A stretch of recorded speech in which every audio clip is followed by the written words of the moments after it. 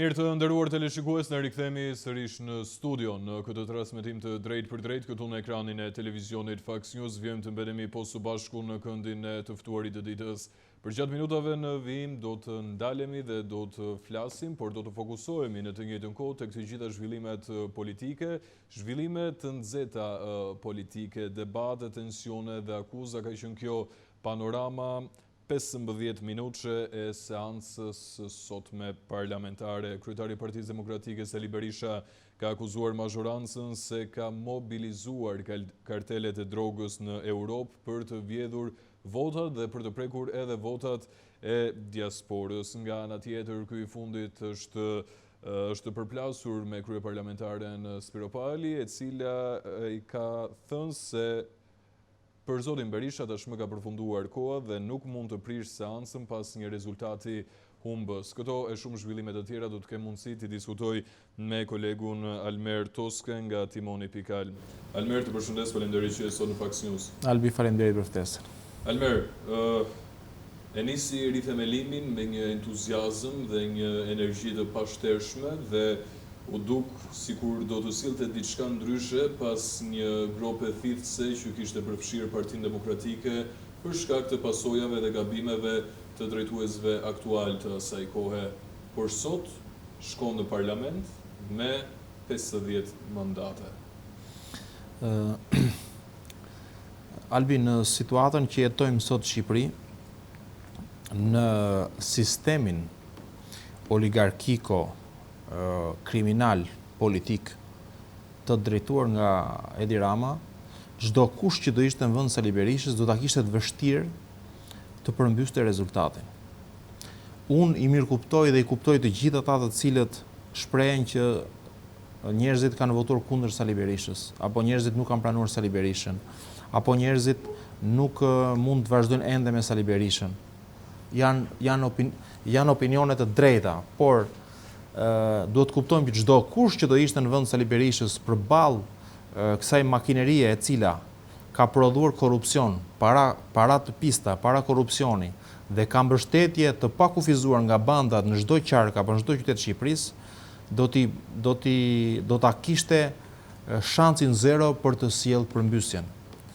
Por ne kemi parë që në këto zgjedhje në qytetet saktuara, ku ndikimi i bandave ka qenë zero apo minimal, opozita ka marrë rezultat. Kavaja është realiteti politik ku me rinovimin e strukturës, me bashkinë që ka, me emra të rinj. Pra, ky është një shans. Këtu kthehemi përsëri në një gabim fatal të Partisë Demokratike që është viti 2019, lënia e bashkive. Pra, tregon që në rast se ti do kishe, në rast se Partia Demokratike do kishte dhe do administronte pushtet lokal, do kishte një avantazh më shumë që mund të favorizonte në rezultat, siç ishte rasti i Kavajës.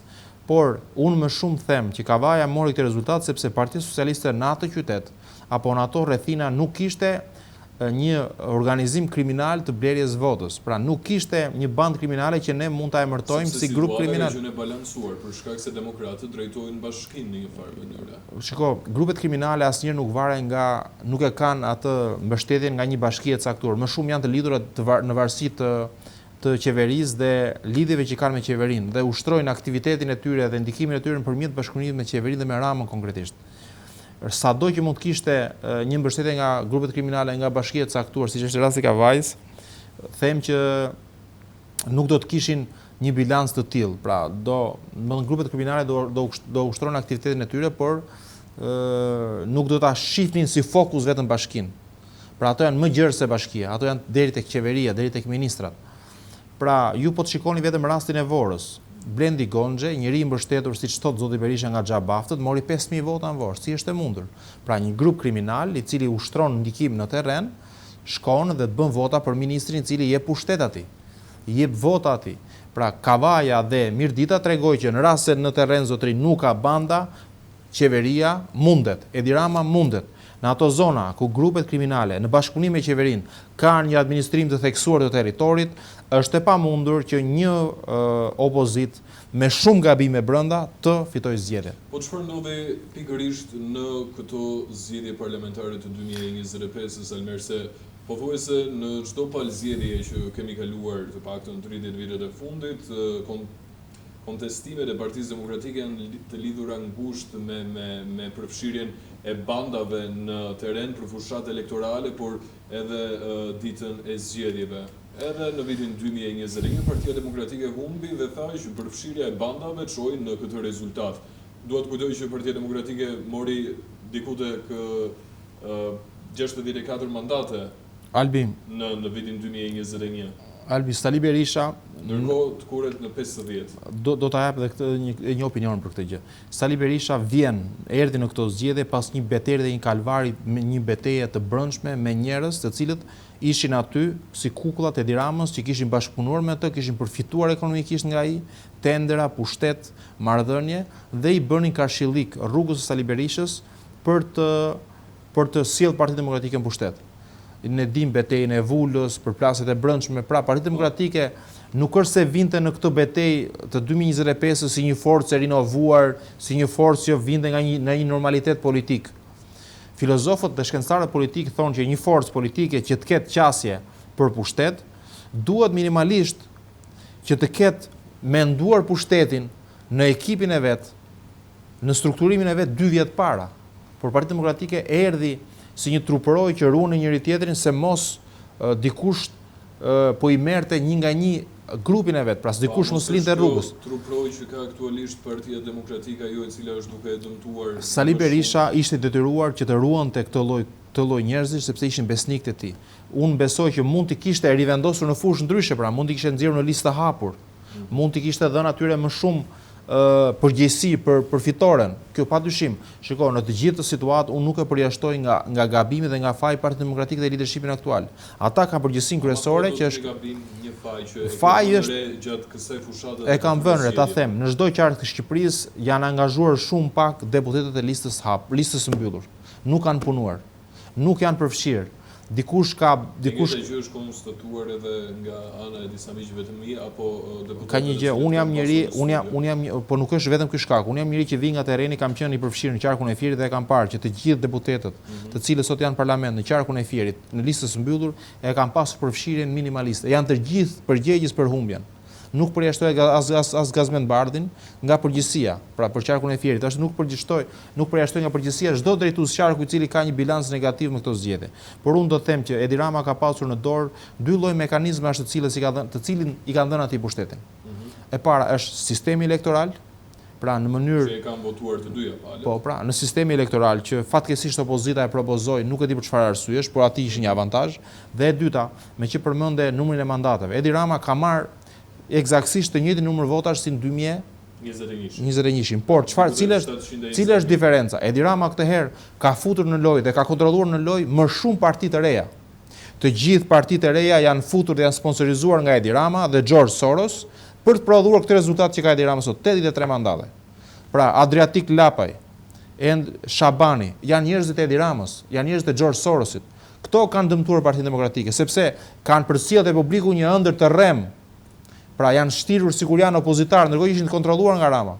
Sa më shumë parti të reja të ketë në zgjedhje, aq më lehtë nxjerr mandatin e Edi Rama. Është formula. Si ka mundësi që votat të cilat shkojnë për partitë apo subjektet e reja politike gjithmonë kanë për shënjestër dobësimin e opozitës dhe jo të qeverisë? Ta them unë këtë gjë. Shiko, Edi Rama ka një gjë. Në pushtet ka një strukturë më të sofistikuar të mbajtjes së pushtetit dhe të ruajtjes së votës së tyre. E the përgjigjen, e ke përgjigjen brenda në pyetjen që bëre. Partia Socialiste ka një grup patronazhistësh, të cilët evidentojnë çdo fenomen i cili është dhe i pengon ata në rrugën e tyre drejt fitores. Nëse ata kuptojnë që ti je një individ potencial politik, i cili ka një numër caktuar votash, ata të vinë dhe të japin mundësinë e parë për të bashkëpunuar, të thonë që çfarë nevojash ke ti, të japin kërkesën e nevojave, të plotësojnë të gjitha nevojat e mundshme për të bashkëpunuar. Të vinë dhe të ofrojnë vende pune, të ofrojnë para, të ofrojnë tendera në varësi të numrit të votave që ke. Po ashtu ata punuan këtë herë me një strategji ndryshe. Të gjithë drejtorët vendor apo të gjithë ata të cilët kishin administruar pushtet lokal i lanë jashtë sepse ishin përballur me akuza për korrupsion dhe çfarë bën? Përdorën një ekip të ri, i cili vinte u premtonte nga e para dhe i plotësonte çdo nevojë socialistëve të zhgënjur. Prandaj Edi Rama e ruajti rreshtin. E ruajti sepse nevojat personale të cilat nuk ishin plotësuar nga administrata për vite me radhë dhe plotësuan këta njerëz në fushat. Çfarë bën bandat kriminale? Nuk kërcënuan njeri, jo. Absolutisht asnjë. Përkundrazi, ata bën rolin e administratës shtetërore. Shkonin takonin familjarë të ndryshëm dhe i thoshin: "Çfarë nevoje ke ti zotëri? Lejen e egalizimit, ta plotësojmë ne. Na jep votën. Çfarë nevoje ke ti? Të duhet të ndërtosh. E ke lejen nga ne." Pra ata praktikisht ishin pushteti vendor në zonat që administronin. Dhe kjo ishte formula e gjetur që evidentonin patronazhistët problemet, i zgjidhnin grupet kriminale. Po që nevoja kam përdorur edhe blerjen e votës drejt për drejt. Po. Sepse kam këto pamje. Të lutem regjimi vendos edhe një në dispozicion pamje që kishin pak minuta më herët. Kur i shef parlamentin në gjatë seansës, të lutem pa audio. Të lutem pa audio regjia. Shiko, këto pamje janë pamje dhe përsëritura. Është seansa e fundit. E kuptoj. Përpara mbërritjes së deputetëve. Para mbylljes së këtij mandati. Shiko, kemi të bëjmë me një normalitet politik që ka brenda, unë nuk pash asgjë normale aty. Kemi parë një opozitë e cila ka pasur një vazhdimsi të sjelljes së saj. E mirë e keq e gjykojmë qytetarët, unë mendoj që jo absolutisht, po si ndihesh kur disa figura aty i shef për herë të fundit, se këtu do të dilja. Unë nuk pash figura për herë të fundit. Unë figura për herë të fundit aty nuk shoh. Unë Flamur Nokën ta shohim edhe në sesionin e ardhshëm. Gazmend Barën në sesionin e ardhshëm. Problemi është që këta figura aprodhojnë real politik që pëlqejet nga shqiptarët. Këta njerëz aprodhojnë një realitet të ri politik. A i pëlqejnë shqiptarët gjestet që ka bërë Zoti Noka, a janë të pranueshme. Pra, unë mendoj që i refuzojnë, sipas mendimit tim. Mundoj që Brezi i ri kërkon figura të paqta, kërkon figura që përcjellin mesazhin e njerëzve paqësor, njerëzve të kulturuar, njerëzve të cilët nuk japin përshtypjen që janë arrogant. Pra, unë mendoj që këto zgjedhje, votat e Ilir Ali Mehmeti dhe votat që mori Jorita Tabaku tregon qartësisht qytetarët në 2025 kërkojnë njerëz të ekuilibruar, njerëz që kanë artikulim të qytetëruar, kanë një qasje moderne të bërit politikës, ku shprehin programin dhe interesin për atë çka duhet të sillin për qytetarët, sesa për plasjen fizike. Opozita duhet të shmanget. Jorita Tabaku dhe doktor Ali Mehmeti morën vota për të prodhuar gjithsej në total rreth 3-4 mandate dhe mbetën jashtë parlamentit. Sistemi, unë mendoj që sistemi i dënoi këta dy individ. Praktikisht sistemi apo sistemi deformuar nuk ka lidhje. Ata janë të bërë deputet.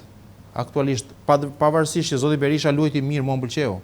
Që Jorita Tabaku dhe sepse ata kanë marrë vota dhe majtës, Jorita Tabaku dhe Ilir Ali Mehmeti, në listë hapur ishte një zgjedhje shumë e mirë.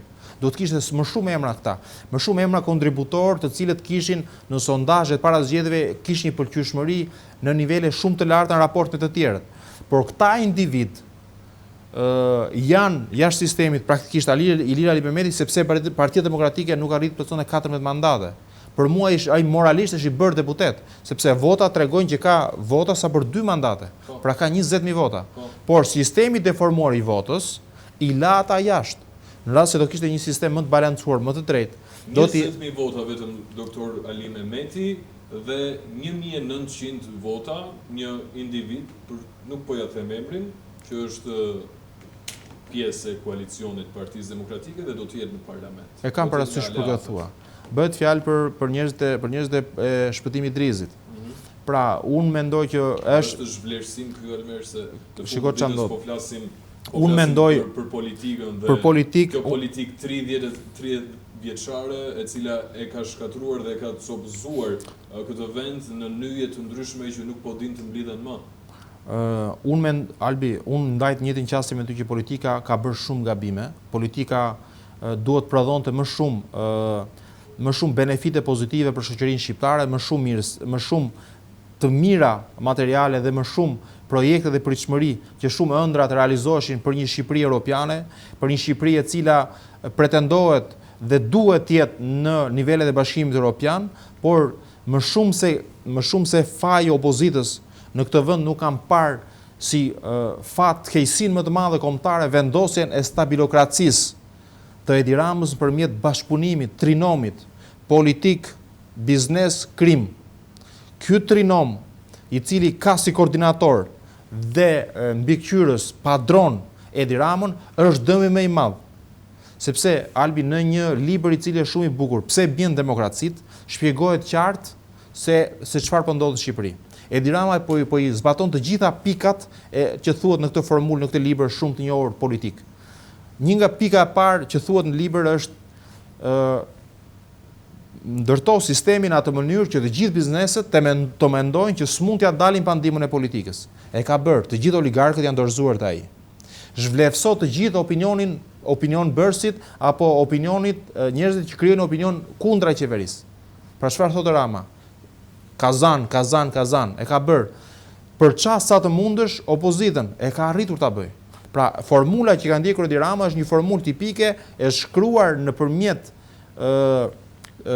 konteksteve apo librave politik. Edi Rama e ka marrë këtë lloj doktrine dhe e përdor shumë mirë në Shqipëri.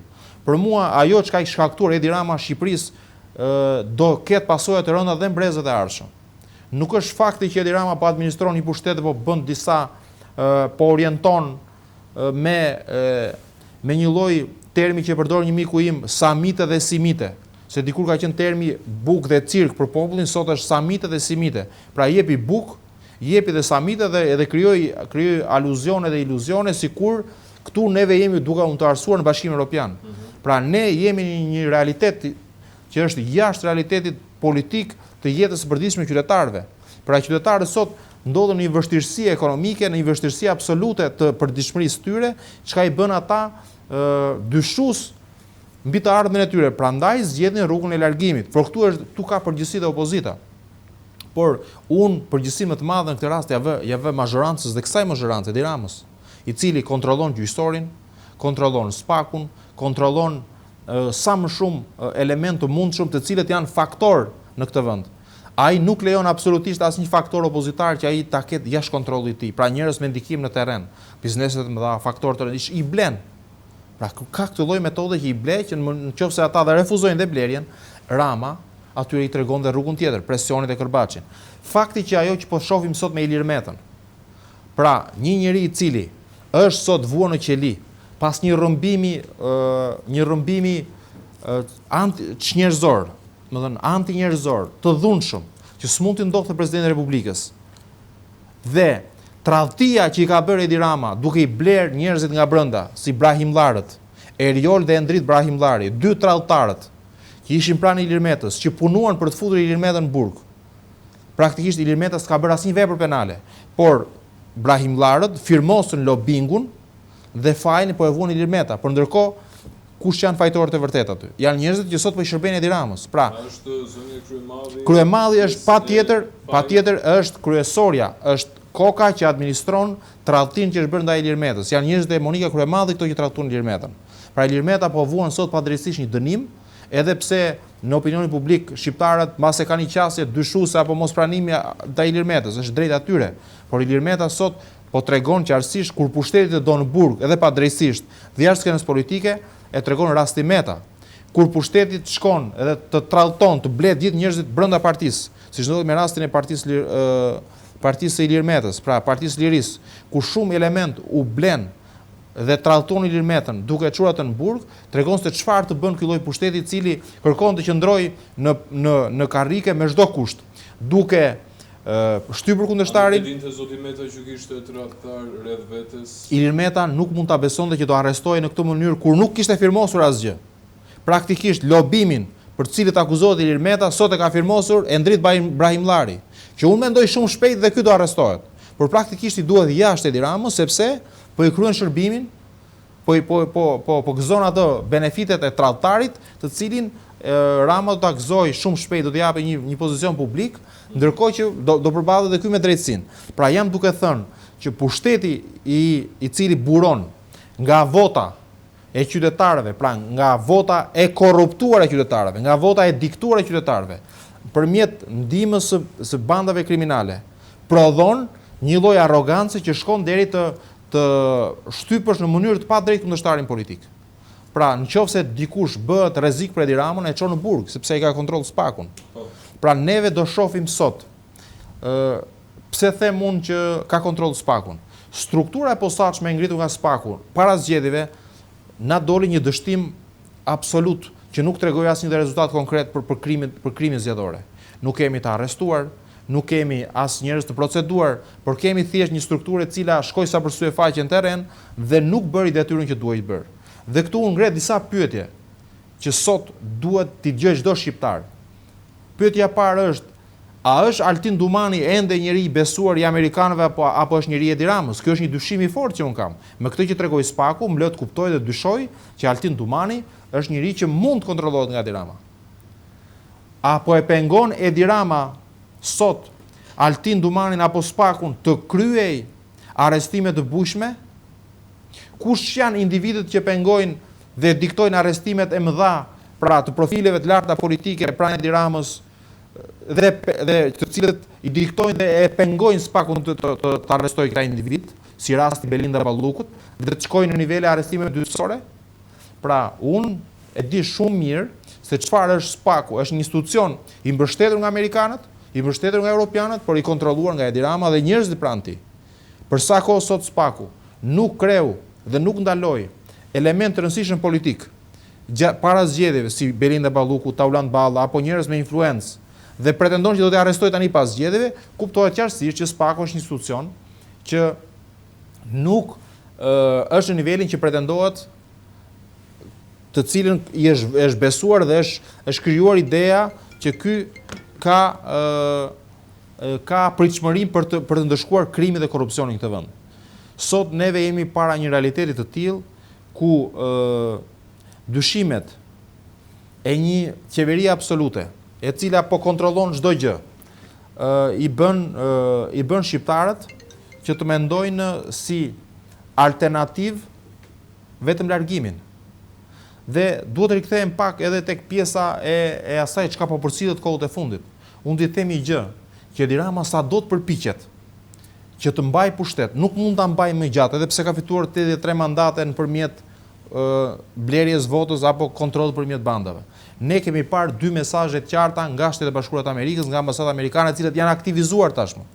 Dhe në ato mesazhe kuptohet që nuk është uruar qeveria shqiptare, por është uruar populli shqiptar. Se këtu doja të ndalesha pak Elmer për hir të së vërtetës se në një farë mënyrë Partia Demokratike dhe opozita ka theksuar që këtë farsë elektorale, siç e ka cilësuar ajo, do të denoncoj tek faktori ndërkombëtar. Por nga ana tjetër, menjëherë pas zgjedhjeve parlamentare, ne pritëm 47 lider të vendeve të ndryshme të Bashkimit Evropian. Ndërkohë kemi dhe reagimin e ambasadës amerikane në Tiranë. Ka patur, për hir të së vërtetës, mbase mund të ketë patur edhe një diskordans. Po. Çfarë lidhet konkretisht me njoftimin? Atëherë, unë di të them me shumë bindje dhe me shumë të dhëna që Shtetet e Bashkuara të Amerikës sot nuk kanë asnjë lloj përqyeshmërie apo komunikim me qeverinë aktuale. Ndërsa për opozitën neve mund të pretendojmë që opozita nuk është në lartësinë e dur për të komunikuar me amerikanët, qeveria tashmë është në nivelet zero të marrëdhënieve me Shtetet e Bashkuara të Amerikës. Pra Edi Rama nuk është, si ta kuptojmë? Ta them unë si ta kuptojmë. Vetëm po të lexojmë mesazhin që dhanë sot. Amerikanët sot shpjegonin, edhe thoshin qartësisht në mesazhin e tyre, që neve nuk mund të bashkëpunojmë dhe i bëjmë thirrje të gjithë aktorëve politik ku e kishte mesazhin për qeverinë, që mos të mendojnë jetëgjatësinë politike si gjën e tyre më të rëndësishme, por të shohin përtej të shohin të ardhmen gjeneratat e ardhme. Politika e pafundme dhe zgjeruar pa kufizim dhe prurësi historike bëhet një armik i strategjisë dhe i shtetëndërtimit kushtetues. Ky nuk është qëllimi jon, funksioni jon apo misioni jon. Ka qenë Christopher Landau. Atëherë, në këtë fjali që ti lexove, mesazhi është: neve nuk pajtohemi me pushtetin e pakufizuar. Çka do thotë, në rast se amerikanët kërkojnë një demokraci e cila të jetë funksionale, një demokraci e cila ndërtohet dhe respekton institucionet. Ata e shohin mandatin e 4 të Edi Ramës si kërcënim për demokracinë në Shqipëri. Sepse me 83 mandate ata e dinë që Edi Rama mund të bëjë ndryshime kushtetuese, çka e prekin institucionet kushtetuese në këtë vend. Çka do thotë, Edi Rama mund të bëjë mund të shohur si kërcënim kur nga ana tjetër uron fitoren. Kush i ka uruar fitoren? Cili është mesazhi që thotë? Konsiderueshme. Ka një gjë. Europa është tjetër gjë Shtetet Bashkuara është tjetër gjë. Europa sot është, shiko, Europa dhe Shtetet Bashkuara të Amerikës kanë një marrëdhënie të ngurtësuar dhe marrëdhënie që nuk shkon asnjëherë në linjat e përbashkëta. Ne duhet ndalim te mesazhi. Mesazhi thotë zotri, Edi Rama me 83 mandate, po i bëjnë thirrje. Me ato mandate që ke marr, mos mendo të prekësh ndryshimet kushtetuese siç është ai me komisionit Xhafaj. Edi Rama ka tentuar nëpërmjet komisionit Xhafaj të bëjë ndryshime kushtetuese, çka kërkon të heq nga ndëshkimi i vepra të rëndësishme penale që shkojnë në burg zyrtar të lartë dhe ai kërkon që të shfuqizojë rëndësinë e SPAK-ut në goditjen e korrupsionit, çka do të parandaloj arrestimin e tij të fatin e tij personal. Pra ata i japin këtë mesazh: mos tento të prekësh institucionet kushtetuese, sepse me këtë mazhorancë që ti ke, je një kërcënim real për demokracinë. Prandaj ata nuk kanë dalë dhe thonë, e pe rastin e Rumanisë çfarë bënin? Në Rumani thanë, ne mirëpresim të bashkunoj me fituesin e zgjedhjeve. Ndërkohë që këtu nuk ka një qëndrim të qartë. Amerikanët janë të akull, të ftohtë me këtë qeveri dhe presin që kjo qeveri të jetë e përunjur. Edhe pse ke fituar thot 83 mandate, ti t'jesh kokulur dhe të vazhdosh shërbimin në qoftë se ata do ta lënë Edi Ramën të qeverisë. Por unë nuk mendoj që Edi Rama do vazhdoj gjatë në qeverisje. Unë mendoj që do ketë shumë zhvillime të forta, çka do të prekin dhe fatin politik të Edi Ramës. Dhe këto zhvillime priten të vinë nga përtej oqeanit. Janë zhvillime që Edi Ramën, si tha kur erdhi këtu në Shqipëri La Civita, i tha njeriu i Sorosit, puppet of Soros. Pra ky njeri i Soros nuk mund të jetë bashkëpunëtori i ambasadës amerikane. Po për ku ndodhet sot La Civita? La Civita ishte i kontraktuar për të bërë marketingun e fushatës politike dhe jo i deleguar politikit Donald Trump. Këtë e pranojmë. Por ne do të themi, shiko, mesazhin si do ta lexojmë. Ka një gjë, ai ishte një lloj propagande e Partisë Demokratike për të rritur frymën, që është legjitime ta bëjnë. Por ndërkohë që nuk rezultoi ashtu. Por unë do të them një gjë. Sot Shtetet Bashkuara të Amerikës e kanë dhënë mesazhin e qartë, që është mesazh që duhet kuptuar mirë nga shqiptarët, që kjo qeveri nuk do ketë jetë gjatësi. Kjo mazhorancë me 83 mandate nuk mund ta ngrysë mandatin 4 vjeçar. Pra kërkohet reflektimi i thellë, dhe reflektimi i thellë do thotë që Edi Rama duhet të rishikojë pozicionin e tij si kryeministër. Dhe amerikanët e kanë në plan që të sjellin në Shqipëri një njerëz tyre të besuar. Pra ata ende nuk e shohin si partner politik Edi Ramën, i cili është njeriu më i ngushtë i George Soros, i Alex Soros, dhe s'mund të jetë njeriu i ngushtë i administratës konservatore të Donald Trump. Për sa kohë, shiko, e keni vënë re, jo do të them diçka. E ke vënë re u bë parada 17 majit e grupeve LGBTQI. Pra, e grupeve që deri dje, grupeve homoseksuale që deri dje bashkë me to në biçikleta apo në parada merrte pjesë çdo zyrtar i ambasadës amerikane që nga çdo ambasador po themi. Këtë herë nuk pam zyrtarët e ambasadës amerikane të merrte pjesë në këtë tubimi. Pra, Shtetet Bashkuara të Amerikës kanë ndryshuar qasje. Shtetet Bashkuara të Amerikës nuk është më ajo administratë e cila. Kemi ende një ambasador Albert. Ajo është një çështje e brendshme e zhvillimeve në Shtetet Bashkuara të Amerikës në strukturimin e të gjitha. Po, por kemi disa kohë që vetëm i pa ambasador. Nuk është vetëm Shqipëria. Unë mendoj që rëndësia e Shqipërisë në këto momente për Shtetet Bashkuara të Amerikës është në nivelet e ulta. Ende ata kanë çështje më të mëdha se Shqipëria. Por besoj që në janarin e vitit 2026 do ta kemi një ambasador të ri.